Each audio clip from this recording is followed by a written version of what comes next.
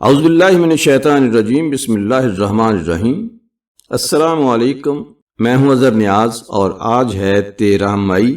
یا اللہ تیرا شکر کہ تو نے آج کا دن دکھایا۔ مولا کریم ہمارے آج کے دن کو گزشتہ کل سے بہتر کر دینا اور ہمارے آنے والے دنوں کو اپنی رحمتوں اور برکتوں سے بھر دینا۔ آج بہت سارے اہم واقعات ہیں، لیکن میں آج خاص طور پر ذکر کروں گا حسرت موہانی کا، جن کا بہت ہی خوبصورت شعر ہے اور ان کی زندگی کی عکاسی کرتا ہے مشق سخن جاری اور چکی کی مشقت بھی، ایک طرفہ تماشا ہے حسرت کی طبیعت بھی۔ چلیے سنتے ہیں آج تاریخ کے آئینے میں۔ 1846 میں ایک خونی جنگ کا اعلان ہوتا ہے اور 1998 میں ایٹمی دھماکوں کی گونج سنائی دیتی ہے۔ اور پھر 1951 میں ایک ایسی شخصیت کی خاموش موت بھی ہوتی ہے جس نے کٹر کمیونزم اور 13 حج ایک ساتھ کیے تھے۔ بالکل، مطلب ایک ہی زندگی میں انتہائی رومانوی شاعری اور سخت گیر سیاست کو بغیر کسی تصادم کے یکجا کر دیا۔ بظاہر ان باتوں میں کوئی تعلق نظر نہیں آتا نا؟ ہاں، بظاہر تو یہ سب بالکل الگ تھلگ واقعات لگتے ہیں، لیکن اگر 13 مئی کے دن کو تاریخ کی خوردبین کے نیچے رکھا جائے اور فراہم کردہ ذرائع کا گہرا مطالعہ کیا جائے تو ایک انتہائی حیران کن کہانی سامنے آتی ہے۔ آج کے اس تفصیلی جائزے کا ہدف بالکل یہی ہے۔ ہم یہ کھوج لگائیں گے کہ تاریخ کا ایک دن کس طرح دنیا کے بڑے واقعات اور ایک کثیر الجہتی شخصیت کی زندگی اور موت کو آپس میں جوڑتا ہے۔ اچھا، آئیے سے سمجھتے ہیں۔ یہ کھوج واقعی بہت دلچسپ ہونے والی ہے، کیونکہ دیکھیے، تاریخ محض گزرے ہوئے سالوں اور تاریخوں کا کوئی بے جان رجسٹر نہیں ہوتی۔ بالکل نہیں۔ ہاں، مطلب یہ خیالات، نظریات اور انسانی ارادوں کے ٹکراؤ کی ایک زندہ کہانی ہے، اور جب ہم کسی ایک دن جیسے کہ 13 مئی پر توجہ مرکوز کرتے ہیں تو ذرائع ہمیں دکھاتے ہیں کہ کس طرح اس ایک تاریخ کے اندر مختلف ادوار میں طاقت اور جدت نے کروٹیں لی ہیں۔ ہاں، اور ذرائع پر نظر ڈالیں تو 13 مئی کے واقعات کا تنوع واقعی دنگ کر دینے والا ہے۔ مطلب ایسا لگتا ہے جیسے کائنات نے کسی کمپیوٹر کے ایک ہی فولڈر میں بے ترتیب انداز میں مختلف فائلیں محفوظ کر دی ہیں۔ ایک بہت اچھی تشبیہ ہے یہ۔ شکریہ۔ یعنی مثال کے طور پر 1846 میں اسی دن امریکہ نے میکسیکو کے خلاف باقاعدہ جنگ کا اعلان کیا تھا۔ یہ محض ایک اور جنگ نہیں تھی، بلکہ اس نے شمالی امریکہ کا نقشہ اور جغرافیہ ہمیشہ کے لیے بدل کر بالکل بدل دیا۔ اور پھر وقت کے پہیے کو ذرا آگے گھمائے تو 1950 میں اسی 13 مئی کو سلور سٹون میں فارمولا 1 کی پہلی عالمی چیمپئن شپ کی ریس کا انعقاد ہوتا ہے۔ اب ان دونوں واقعات کا فرق دیکھیے، مطلب ایک طرف جنگ کے ذریعے زمینوں پر قبضے کی کشمکش چل رہی ہے اور دوسری طرف کھیل اور تفریح ہے۔ ہاں، دوسری جنگ عظیم کی تباہ کاریوں سے نکلنے کے بعد انسان ٹیکنالوجی اور رفتار کے ایک نئے عالمی مقابلے کی طرف قدم بڑھا رہا تھا۔ مشینری جو پہلے ٹینک اور گولہ بارود بنانے کے کام آ رہی تھی نا، اب وہ انسانی صلاحیتوں کو جانچنے کے لیے ریسنگ کاروں میں تبدیل ہو رہی تھی۔ واہ، یہ زاویہ تو میں نے سوچا ہی نہیں تھا۔ اور اگر سیاسی سطح پر دیکھیں تو 1967 میں 13 مئی کو ڈاکٹر ذاکر حسین کا بھارت کا پہلا مسلمان صدر منتخب ہونا بھی تو ایک گہری سماجک تبدیلی کی علامت تھا۔ بالکل، نو آبادیاتی دور کے ختنے کے بعد یہ اس بات کا ایک بہت بڑا امتحان تھا کہ ایک سیکولر ریاست میں اقلیتوں کی نمائندگی عملی طور پر کیسے کام کرتی ہے۔ صحیح کہہ رہے ہیں۔ اور پھر جغرافیائی سیاست کا ایک اور دھماکہ خیز رخ سامنے آتا ہے۔ یعنی 1998 میں 13 مئی ہی وہ دن تھا جب بھارت کی جانب سے ایٹمی تجربات کا سلسلہ مکمل ہوا، اور یہ عالمی سطح پر ایک بہت بڑا جھٹکا تھا۔ بہت بڑا، جس کے جواب میں امریکہ اور جاپان نے معاشی پابندیاں بھی عائد کیں۔ اس واقعے نے خطے میں طاقت کے توازن کو مکمل طور پر ہلا کر رکھ دیا۔ اور ہاں، ذرائع میں اسی دن کے حوالے سے ایک اور دلچسپ حقیقت بھی موجود ہے۔ وہ پاکستان کی پہلی خاتون ہواباز والی بات؟ ہاں بالکل، شکریہ خانم، جو 1934 میں پیدا ہوئیں۔ ان کی وفات بھی 13 مئی کو ہی ہوئی۔ شکریہ خانم کا ذکر اس گفتگو میں ایک بہت خوبصورت اضافہ ہے۔ ذرا سوچا جائے، ایک قدامت پسند معاشرے میں ایک خاتون کا ہوا بازی کے میدان میں قدم رکھنا کوئی معمولی بات تو نہیں تھی نا؟ بالکل نہیں، بہت ہمت کا کام تھا۔ اور اگر ہم ان تمام بظاہر بے ترتیب واقعات کو جوڑیں، چاہے وہ امریکہ کا جنگ کا اعلان ہو، ایٹمی دھماکے ہوں، فارمولا 1 کی تکنیکی جدت ہو یا شکریہ خانم کی پرواز، تو ان میں ایک مشترکہ دھاگا نظر آتا ہے۔ وہ کیا؟ یہ سب طاقت کے موجودہ توازن کو چیلنج کرنے کی کہانیاں ہیں، لیکن طاقت کو چیلنج کرنے کا سب سے مؤثر طریقہ ہمیشہ دھماکے یا جنگیں نہیں ہوتی۔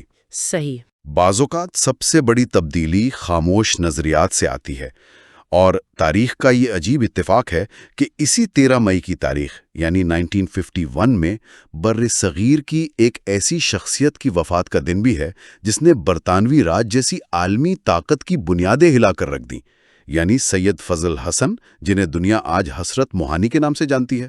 تو ہم بموں اور ریسنگ کاروں سے نکل کر اب ایک ایسی شخصیت کی طرف آ رہے ہیں جس کا ہتھیار اس کا قلم تھا، سید فضل الحسن، جن کے آبائی علاقے اناؤ ضلع کے قصبے موہان کی وجہ سے انہیں حسرت موہانی کہا گیا۔ بالکل، موہانی کا لاحقہ وہیں سے آیا۔ ہاں، اور ان کی زندگی کا مطالعہ شروع کریں تو پہلا ہی نقطہ ایک دلچسپ تاریخی الجھن پیدا کرتا ہے۔ ذرائع کے مطابق ان کی پیدائش 1875 میں ہوئی، لیکن تاریخوں میں 1 جنوری اور 4 اکتوبر کا شدید اختلاف پایا جاتا ہے۔ یہ ابہام اکثر ان شخصیات کے ساتھ جڑا ہوتا ہے جن کے نظریات ان کی تاریخ پیدائش سے زیادہ اہم ہو جاتے ہیں۔ مطلب ان کا تعلق ایک پڑھے لکھے گھرانے سے تھا اور ان کا ذہن شروع ہی سے ایک باغی کی طرح سوچتا تھا۔ اور یہ بات علی گڑھ میں ان کی تعلیم کے دوران ہی واضح ہو گئی تھی نا؟ بالکل، ذرائع واضح کرتے ہیں کہ انہیں برطانوی حکومت اور کالج کے انتظامیہ کی تنقید کرنے پر 1 یا 2 بار نہیں بلکہ 3 بار کالج سے نکالا گیا۔ وہ خاموش رہنے والوں میں سے بالکل نہیں تھے۔ 1903 میں انہوں نے ایک رسالہ جاری کیا جس کا نام اردو معلی تھا، جو اس وقت صحافت میں ایک بم گرنے کے مترادف تھا۔ اور یہاں بات واقعی بہت دلچسپ ہو جاتی ہے، کیونکہ ایک طرف ہم ان کے رسالے، بغاوت اور برطانوی حکومت سے ٹکرانے کی بات کر رہے ہیں، اور دوسری طرف ان کی شاعری۔ ہاں، دوسری طرف یہی وہ شخص ہے جس کا قلم رومانویت کی ایسی انتہا پر ہے کہ اس نے اردو کی مشہور ترین غزلوں میں سے ایک چپکے رات دن آنسو بہانا یاد ہے تخلیق کی، جسے بعد میں غلام علی اور جگجیت سنگھ جیسے گلوکاروں نے گا کر امر کر دیا۔ بالکل، لیکن ذرا رکیے، یہ بات الجھن میں ڈالتی ہے مجھے۔ مطلب ایک دماغ جو محبت اور پرانی یادوں میں ڈوبی انتہائی نرم اور لطیف غزل لکھتا ہے، وہی دماغ 1921 میں بر صغیر کا سب سے طاقتور اور شعلہ بیان سیاسی نعرہ انقلاب زندہ باد بھی تخلیق کرتا ہے۔ ہاں، یہ واقعی ایک تضاد لگتا ہے۔ یعنی یہ تو بالکل ایسا ہی ہے جیسے آج کا کوئی بہت مشہور نرم خوب پاپ گلوکار اچانک کسی خونی انقلاب کا قومی ترانہ لکھ دے۔ ایک ہی انسان اتنا رومانوی اور اتنا سخت گیر انقلابی کیسے ہو سکتا ہے؟ یہ سوال بہت اہم ہے اور بظاہر یہ ایک بہت بڑا تضاد لگتا ہے، لیکن اگر ہم انسانی نفسیات اور حسرت موہانی کی زندگی کی گہرائی میں جائیں تو معلوم ہوتا ہے کہ یہ دونوں چیزیں ایک ہی جذبے کی پیداوار تھی۔ وہ کیسے؟ دیکھیں، ان کے ہاں محبت اور سیاست الگ الگ کھانے نہیں تھے۔ مطلب جو شخص حسن اور محبت کے لیے انتہائی حساس ہو سکتا ہے، وہی شخص معاشرے میں ہونے والے ظلم اور ناانصافی کے لیے بھی اتنا ہی حساس ہوگا۔ ان کی رومانویت صرف ایک صنف تک محدود نہیں تھی۔ اچھا، تو ان کا رومانس اپنی مٹی اور لوگوں کے ساتھ بھی تھا؟ بالکل، اپنی مٹی، اپنی آزادی اور اپنے لوگوں کے ساتھ۔ جب یہی شدت جذبات سیاسی میدان میں اتری تو اس نے انقلاب زندہ باد کا نعرہ بن کر پوری برطانوی سلطنت کو لرزا دیا۔ واہ!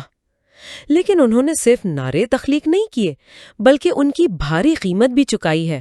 اردو معلی میں ایک مضمون چھاپنے پر برطانوی حکومت نے ان سے مضمون نگار کا نام پوچھا تھا، اور انہوں نے اصولوں کی خاطر نام بتانے سے انکار کر دیا۔ بالکل، جس پر انہیں جیل بھیج دیا گیا۔ ہاں، اور دیکھیں، اس دور کی جیل آج جیسی نہیں تھی۔ سیاسی قیدیوں کو کوئی رعایت نہیں ملتی تھی، انہیں عام اور خطرناک مجرموں کے ساتھ رکھا جاتا تھا، سخت مشقت لی جاتی تھی اور روزانہ کئی سیر گیہوں چکی پر پیسنا پڑتا تھا۔ اوہ، وہ چکی پیسنے کی مشقت، کتابیں برطانوی حکومت نے ضبط کر کے نیلام کر دی۔ لیکن یہ بات ان کی شخصیت کا سب سے طاقتور پہلو ہے کہ چکی کی وہ سخت مشقت اور قید تنہائی ان کے اندر کے شاعر کو خاموش نہیں کر سکی۔ ہاں، میں پڑھ رہی تھی کہ وہ چکی پیستے جاتے اور غزلیں کہتے جاتے۔ بالکل، انہوں نے ان تکالیف کو مشاہدات زندان میں قلم بند کیا۔ ان کے نزدیک قلم کا رومانس اور آزادی کا انقلاب ایک ہی سکے کے دو رخ تھے۔ یہ تو بہت متاثر کن ہے۔ ایک طرف تو ان کا یہ انقلابی اور شاعرانہ سفر ہے، لیکن جب ہم ان کے نظریات کی طرف آتے ہیں تو ذرائع ایک ایسا خاکہ پیش کرتے ہیں جسے ہضم کرنا منطقی طور پر ناممکن سا لگتا ہے۔ آپ ان کے مذہبی اور سیاسی نظریات کی بات کر رہی ہیں؟ ہاں، مطلب ہم جانتے ہیں کہ وہ 1925 میں کانپور میں کمیونسٹ پارٹی آف انڈیا کی بنیاد رکھنے والوں میں شامل تھے۔ کمیونزم، جس کا بنیادی نظریہ ہی مذہب سے بیزاری اور مادیت پرستی سمجھا جاتا ہے، لیکن دوسری طرف ذرائع تصدیق کرتے ہیں کہ وہ ایک انتہائی مذہبی اور باعمل مسلمان تھے۔ جی، انہوں نے اپنی زندگی میں پورے 13 مرتبہ حج ادا کیا۔ 13 مرتبہ! اور ذرا ٹھہریے، بات یہیں ختم نہیں ہوتی۔ انہیں ہندو دیوتا کرشن سے بھی اتنی ہی گہری عقیدت تھی، اور وہ کرشن جنم اشٹمی منانے پابندی سے متھرا جارا کرتے تھے۔ بالکل جاتے تھے۔ مجھے یہ بات سمجھنے میں واقعی مشکل پیش آ رہی ہے۔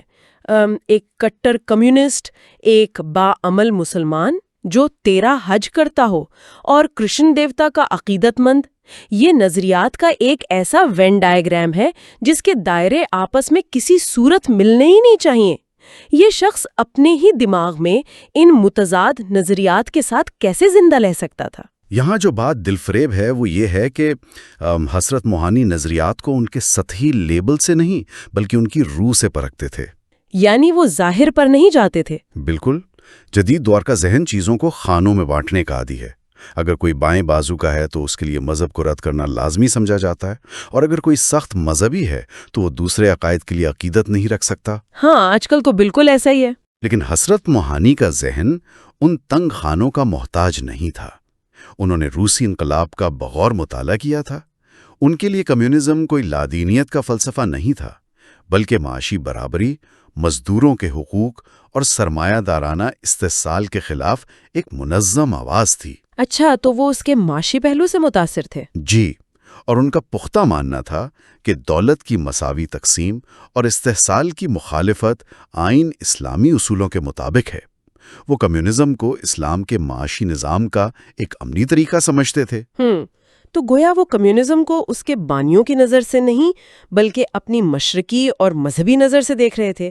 اور کرشن دیوتا کے حوالے سے ان کی عقیدت کی کیا منطق تھی؟ بالکل درست تجزیہ ہے آپ کا۔ اور جہاں تک کرشن سے ان کی عقیدت کا تعلق ہے تو وہ اسے کسی شرک یا روایتی مذہب کی تبدیلی کے طور پر نہیں دیکھتے تھے۔ تو پھر کس طرح دیکھتے تھے؟ بر صغیر کی تہذیب میں کرشن کی حیثیت ایک ایسے فلسفی اور رہنما کی ہے جس نے بھگوت گیتا میں ظلم کے خلاف کھڑے ہونے اور سچائی کا ساتھ دینے کا درس دیا۔ حضرت موہانی اس فلسفے کے عاشق تھے۔ وہ اس مٹی کی ثقافتی اور روحانی جڑوں سے جڑے ہوئے انسان تھے۔ واہ، یہ تو بہت گہری بات ہے۔ ہاں، انہوں نے ان تمام نظریات کو ایک دوسرے کا دشمن سمجھنے کے بجائے ان کی مشترکہ انسانی اقدار کو اپنا لیا۔ مسجد کا محراب ہو، مزدوروں کا احتجاج ہو یا متھرا کے مندر کا صحن، ان کے نزدیک یہ سب سچائی اور انسانیت کے ہی مختلف روپ تھے۔ یہ ایک ایسا وسیع ویژن ہے جو آج کے دور کے انسان کو بھی سوچنے پر مجبور کر دے، اور میرا خیال ہے یہی وہ فکری وسعت تھی جس نے انہیں سیاسی میدان میں ہمیشہ بے خوف رکھا۔ ذرائع بتاتے ہیں کہ 1921 کے کانگریس کے سالانہ اجلاس میں سوامی کمارانند کے ہمراہ حضرت موہانی وہ پہلے شخص تھے جنہوں نے واضح اور دو ٹوک الفاظ میں مکمل آزادی یعنی آزادی کامل کا مطالبہ کیا۔ جی، اور یہ بہت بڑی بات تھی کیونکہ اس وقت تک بڑے بڑے اور نامور سیاسی رہنما بھی صرف ڈومینین سٹیٹس یا محدود خود مختاری کی بات کر رہے تھے۔ بالکل، انہیں ادھورا پن پسند نہیں تھا نا، اور جب بات تقسیم ہند کی آئی تو انہوں نے ایک اور انتہائی جرت مندانہ اور غیر مقبول راستہ چنا۔ وہ ہندوستان کی تقسیم کے سخت خلاف تھے، حتیٰ کہ جب 3 جون 1947 کا تقسیم کا منصوبہ فائنل ہو گیا تو انہوں نے مسلم لیگ سے استعفیٰ دے دیا اور بھارت میں ہی رہنے کا فیصلہ کیا تاکہ وہ وہاں رہ جانے والے مسلمانوں کے حقوق کی جنگ لڑ سکیں۔ جی ہاں، ان کا یہ فیصلہ ان کی اصول پسندی کی معراج ہے۔ ذرا غور کریں، جب بر صغیر میں تقسیم اور ہجرت کا ایک جذباتی طوفان برپا تھا، اس وقت ہوا کے رخ کے خلاف کھڑے ہونا کتنی بڑی بات ہے۔ بہت مشکل فیصلہ رہا ہوگا یہ۔ بالکل، وہ جغرافیائی لکیروں سے مسائل کے حل کے قائل نہیں تھے۔ تقسیم کے متبادل کے طور پر ان کا تصور بہت مختلف تھا۔ ذرائع کے مطابق وہ سوویت یونین کی طرز پر ایک کنفیڈرل نظام بنانا چاہتے تھے۔ یہ کنفیڈرل نظام اصل میں تھا کیا؟ مطلب اس کا خاکہ کیسے کام کرتا؟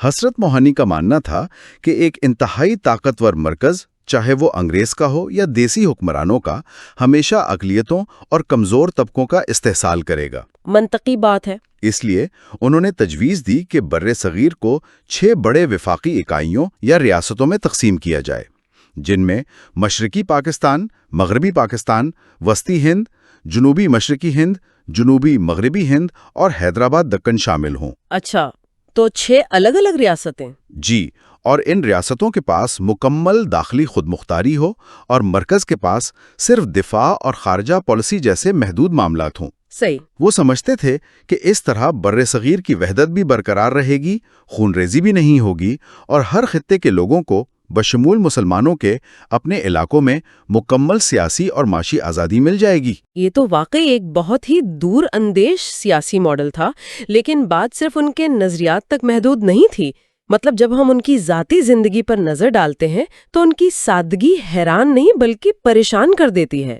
ہاں، ان کی سادگی کے تو بہت قصے ہیں۔ ہاں بالکل، ایک ایسا شخص جو قومی سطح کا رہنما ہے، ہندوستان کی آئین ساز اسمبلی کا رکن ہے، اس کی سادگی کے انتہا یہ تھی کہ اس نے کبھی سرکاری رہائش یا الاونس قبول ہی نہیں کیا۔ وہ جب اجلاس کے لیے دہلی جاتے تو ہوٹلوں یا سرکاری گیسٹ ہاؤسز کے بجائے مسجدوں میں ٹھہرتے تھے، اور پارلیمنٹ جانے کے لیے کوئی سرکاری گاڑی نہیں لی۔ ہاں، تانگا استعمال کرتے، اور وہ بھی کرایہ بچانے کے لیے شیئرنگ والا۔ ان کے سفر کا طریقہ تو ایک ضرب المثل بن چکا ہے۔ وہ ہمیشہ ٹرین کے 3 درجے میں سفر کرتے تھے۔ ذرائع میں ایک بہت مشہور واقعہ درج ہے نا کہ جب ان سے کسی نے پوچھا کہ آپ اتنے بڑے رہنما ہو کر 3 درجے میں کیوں سفر کرتے، تو انہوں نے فوراً جواب دیا کہ کیونکہ 4تھا درجہ نہیں ہے۔ کیا برجستہ جواب تھا ان کا۔ بالکل۔ تو اس سب کا مطلب کیا ہے؟ کیا ان کے اندر اقتدار سے مکمل بے نیازی پیدا ہو چکی تھی، یا یہ سادگی ان کی سیاست کا کوئی باقاعدہ حصہ تھی؟ اگر ہم اسے بڑی تصویر سے جوڑیں تو ان کا 3 درجے کا سفر اور مساجد میں قیام کوئی مجبوری یا محض صوفیانہ سادگی نہیں تھی، بلکہ یہ ایک شعوری اور مضبوط سیاسی بیان تھا۔ ایک سیاسی بیان؟ وہ کیسے؟ وہ ایک ایسے طبقے کے نمائندے تھے جو چکی پیستا تھا، جو فیکٹریوں میں کام کرتا تھا، جو غریب تھا۔ ان کا ماننا تھا کہ اگر وہ مراعات اور الاؤنس لے کر ایوانوں کی مخملین کرسیوں کے عادی ہو گئے تو وہ درد کیسے محسوس کریں گے؟ صحیح بات ہے، وہ زمین سے جڑے رہنا چاہتے تھے۔ بالکل، اور اسی اصول پسندی کا سب سے بڑا مظاہرہ تب ہوا جب ہندوستان کا آئین بن کر تیار ہوا۔ حسرت موہانی اس آئین ساز اسمبلی کے معزز ممبر تھے۔ انہوں نے آئین کی تشکیل کے ہر مرحلے میں حصہ لیا، لیکن جب آئین مکمل ہوا اور اس پر دستخط کرنے کا وقت آیا تو انہوں نے دستخط کرنے سے صاف انکار کر دیا۔ حیرت کی بات ہے، انہوں نے اپنے ہی بنائے ہوئے آئین پر دستخط کیوں نہیں کیے؟ کیونکہ ان کا موقف تھا کہ یہ آئین ایک مضبوط مرکزیت پر مبنی ہے جس میں صوبوں کو وہ خود مختاری نہیں دی گئی جس کا وعدہ کیا گیا تھا۔ ان کا یہ بھی ماننا تھا کہ یہ آئین مزدوروں، کسانوں اور نچلے طبقے کا مکمل معاشی تحفظ نہیں کرتا اور سرمایہ دارانہ نظام کو سہارا دیتا ہے۔ اچھا، یعنی ان کے معاشی اور سیاسی نظریات اس آئین سے میل نہیں کھاتے تھے؟ جی، اور وہ شخص جس نے آزادی کے لیے جیلیں کاٹیں، اس نے تاریخ کے اس اہم ترین کاغذ پر دستخط صرف اس لیے نہیں کیے کیونکہ وہ اس کے نظریات سے 1 انچ بھی متصادم تھا۔ اقتدار، کرسیاں، مرات اور پیسے انہیں کبھی خرید نہیں سکے۔ واہ، آج کی اس گفتگو اور ذرائع کے گہرے مطالعے نے واقعی ذہن کے کئی دریچے کھولے ہیں۔ اس تفصیلی جائزے کو سمیٹتے ہوئے ہم یہ کہہ سکتے ہیں کہ تاریخ کے اوراق میں 13 مئی کا دن عالمی طاقتوں کے بڑے ٹکراؤ، سرحدوں کی تبدیلیوں اور ایٹمی دھماکوں کا دن ضرور ہے، لیکن حسرت موہانی کی زندگی اور ان کے نظریات کی گہرائی ان تمام شور مچانے والے واقعات سے کہیں زیادہ دیر پا ہے۔ اس میں کوئی شک نہیں۔ آج کی دنیا کا المیہ یہ ہے کہ معلومات کا بے پناہ سیلاب تو موجود ہے، لیکن لوگ اپنے اپنے مخصوص نظریاتی خول اور باز گشت کے کمروں میں قید ہو کر رہ گئے ہیں۔ ایک نظریہ رکھنے والا دوسرے نظریے کے انسان کی بات تک سننے کو تیار نہیں۔ ایسے میں حسرت موہانی کی زندگی ایک روشن مثال ہے کہ ایک وسیع اور کھلا ذہن بظاہر آپس میں متصادم نظر آنے والے خیالات کو بھی ایک ساتھ لے کر چل سکتا ہے۔ بالکل صحیح کہا۔ وہ تنقید برداشت کر سکتے تھے، مشقت کاٹ سکتے تھے، لیکن اپنے ذہن کو کسی ایک تنگ ڈبے میں قید نہیں کر سکتے تھے۔ اور یہ ایک انتہائی اہم سوال کھڑا کرتا ہے جس پر ہم سب کو غور کرنا چاہیے۔ اگر آج سے 1 صدی قبل، جب مواصلات کے ذرائع اتنے محدود تھے، اس وقت ایک انسان اپنے اندر بائیں بازو کی انقلابی معاشی سوچ، گہری مذہبی عقیدت اور نرم و نازک رومانوی شاعری کو بغیر کسی تصادم کے ایک ہی ذات میں یکجا کر سکتا تھا، تو آج کے اس جدید اور بظاہر معلومات سے لیس دور میں کیا چیز معاشرے کو ان سخت گیر نظریاتی خانوں اور تعصبات میں قید کر رہی ہے؟ یہ ایک بہت چبھتا ہوا سوال ہے۔ جی ہاں، کیا معلومات کی اس بھرمار نے انسان سے وہ فکری وسعت اور برداشت چھین لی ہے جو 1 صدی قبل کی اس کثیر الجہتی شخصیت کا ترہ امتیاز تھی؟ یہ ایک ایسا سوال ہے جو آج کے جدید معاشرے کو اپنے آپ سے پوچھنے کی اشد ضرورت ہے۔ حسرت موہانی کے کچھ اشعار پیش خدمت۔ چپکے رات دن آنسو بہانا یاد ہے، ہم کو اب تک عاشقی کا وہ زمانہ یاد ہے۔ نہیں آتی تو یاد ان کی مہینوں تک نہیں آتی، مگر جب یاد آتے ہیں تو اکثر یاد آتے ہیں۔ آرزو تیری برقرار رہے، دل کا کیا ہے، رہا نہ رہا۔ وفا تجھ سے اے بے وفا چاہتا ہوں، میری سادگی دیکھ کیا چاہتا ہوں۔ تیری محفل سے اٹھاتا غیر مجھ کو کیا مجال، دیکھتا تھا میں کہ تو نے بھی اشارہ کر دیا۔ آئینے میں وہ دیکھ رہے تھے بہار حسن، آیا میرا خیال تو شرما کے رہ گئے۔ ہم کیا کریں اگر نہ تیری آرزو کریں، دنیا میں اور بھی کوئی تیرے سوا ہے کیا؟ برسات کے آتے ہی توبہ نہ رہی باقی، بادل جو نظر آئے بدلی میری نیت بھی۔ خرد کا نام جنوں پڑ گیا، جنوں کا خرد، جو چاہے آپ کا حسن کرشمہ ساز کرے۔ اقرار ہے کہ دل سے تمہیں چاہتے ہیں ہم، کچھ اس گناہ کی بھی سزا ہے تمہارے پاس۔ کٹ گئی احتیاط عشق میں عمر، ہم سے اظہار مدعا نہ ہوا۔ کہنے کو تو میں بھول گیا ہوں، مگر اے یار ہے خانہ دل میں تیری تصویر ابھی تک۔ ایسے بگڑے کہ پھر جفا بھی نہ کی، دشمنی کا بھی حق ادا نہ ہوا۔ روشن جمال یار سے ہے انجمن تمام، دہکا ہوا ہے آتش گل سے چمن تمام۔ شیر دراصل ہیں وہی حسرت، سنتے ہی دل میں جو اتر جائیں۔ آپ کو آتا رہا میرے ستانے کا خیال، صلح سے اچھی رہی مجھ کو لڑائی آپ کی۔ اور تو پاس میرے ہجر میں کیا رکھا ہے، ایک تیرے درد کو پہلو میں چھپا رکھا ہے۔ واقف ہیں خوب آپ کے طرز جفا سے ہم، اظہار التفات کی زحمت نہ کیجیے۔ معلوم سب ہے پوچھتے ہو پھر بھی مدعا، اب تم سے دل کی بات کہیں کیا زباں سے ہم۔ ہے مشق سخن جاری چکی کی مشقت بھی، ایک طرفہ تماشا ہے حسرت کی طبیعت بھی۔ یہ تھے جی حسرت موہانی، جن کی آج وفات کا دن ہے۔ اظہر نیاز کو اجازت دیجیے، زندگی رہی تو کل ملاقات ہوگی انشاءاللہ۔ اللہ تعالیٰ آپ کو آسانیاں عطا فرمائے اور آسانیاں تقسیم کرنے کی توفیق عطا فرمائے۔